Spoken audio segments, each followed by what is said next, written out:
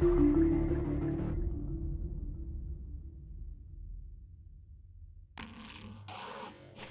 guys, Franco here. Today I'm going to talk about the American Heavy T29, one of the most fearsome tanks on Tier 7. Let's start with armor.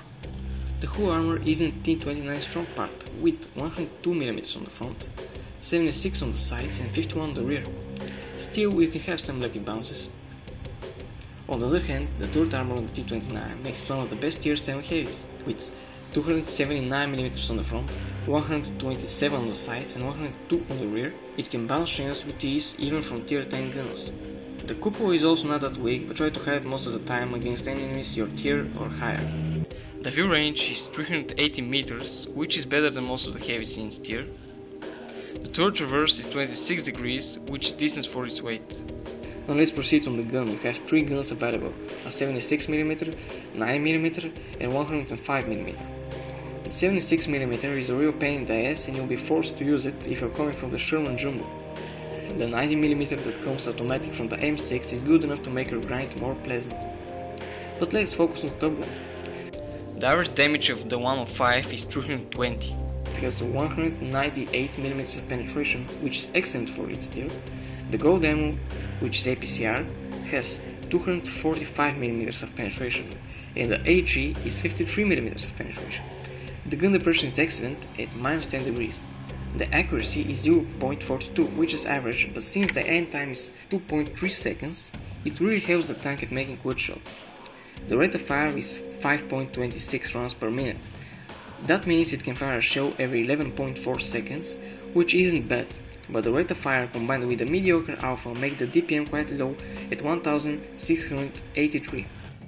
Now let's proceed to the mobility. The tank weighs around 64 tons. Its speed limit is 30 km per hour, which is decent for its size, and its speed limit backwards is 12 km.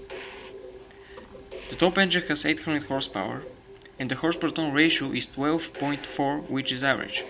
Fire chance is 20%, so make sure you hide the end of your sights and the rear. Its reverse speed is 25 degrees, which unfortunately is quite low, and agile medium tanks can take advantage of that. For equipment, you can go large caliber gun rammer, improved ventilation, and on the third, vertical stabilizer is quite nice. You can go toolbox or super heavy spowliner, again depends on your playstyle. For crew skills I usually go 6 cents on the commander and the rest repairs. For the second set, repair on the commander and the rest get individual skills depending on what you prefer, and on the third set usually brothers in arms. Now let's summarize the strong sides and the weaknesses. Let's start with the strong side. The T29 has extremely thick frontal turret and mantlet armor. It has good aim time and good gun depression. It has a 105mm gun that can provide excellent penetration with acceptable accuracy, rate of fire and alpha damage. It also has great view range. T29 has the ability to side scrape unlike most of its relatives, and most of the models carry over to the T32. The weaknesses. The grind is quite annoying if you're coming from the Sherman Jumbo. The ammo of the 105 is quite expensive.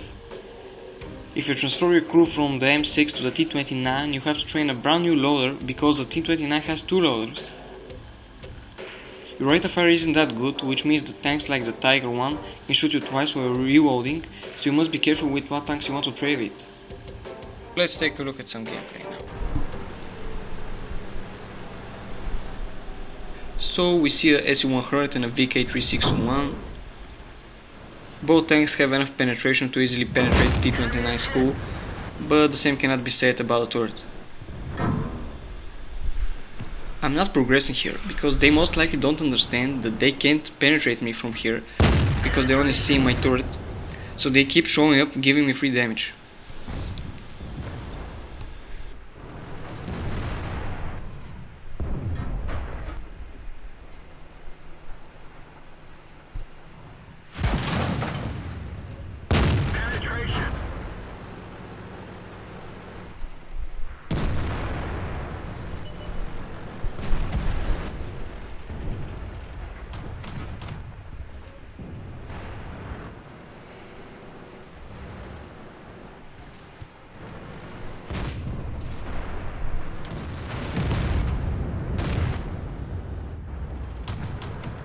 This position is useless now because the artillery has clear shots on me and the enemy is backed away.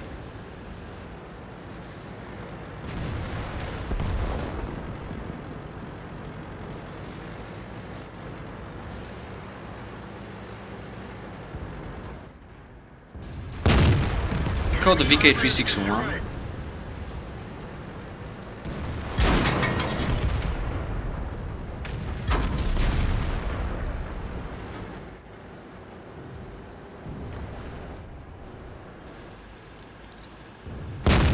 Thanks to the great gun depression T29 has, now we're in a good position where again only my turret is exposed.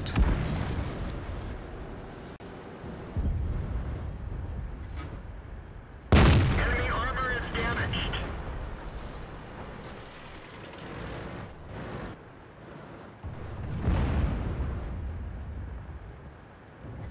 Enemy armor is hit.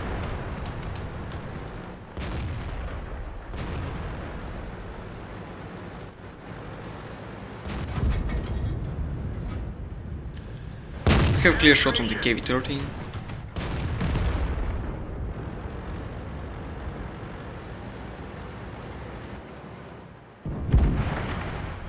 The IS was trying to flank us, but he panicked and missed his shot.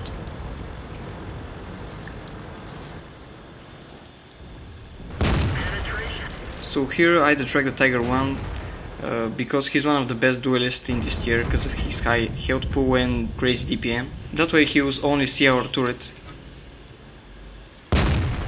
Awful aiming on my side here.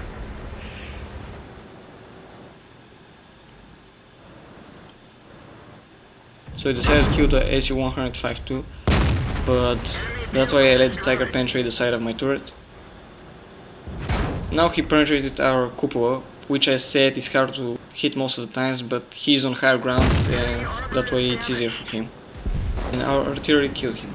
So this replay isn't something spectacular, but most people can't understand that they cannot penetrate T29's turret, at least in these tiers. We didn't even scratch them. So let's see the post-game stats. I dealt 3676 damage and got 1345 XP. We received 8 hits, of which 3 penetrated. Basically those were the artillery that shot me in the beginning, SU-152's high explosive shell and the Tiger's clear shot on our side of the turret. I played quite passive this game, that way I saved my health, because a lot of times I play super aggressive, I win my side, but my teammates on the other side die, resulting in me playing versus 2 or 3 guys, while I'm like 500 HP or below, resulting in defeat for me. Of course, I'm not saying that playing aggressively is bad, I usually play aggressive, but sometimes you just need to play defensive and don't take unnecessary damage. I actually had a better replay to show for this review, but it's broken. After 20 seconds it just closes and I can't make it work, but I'll show you the post-game stats. You can see that I got 4410 potential damage. Like I said before, a lot of people can't understand, they just cannot penetrate T29's turret. So that's all guys, see you next time.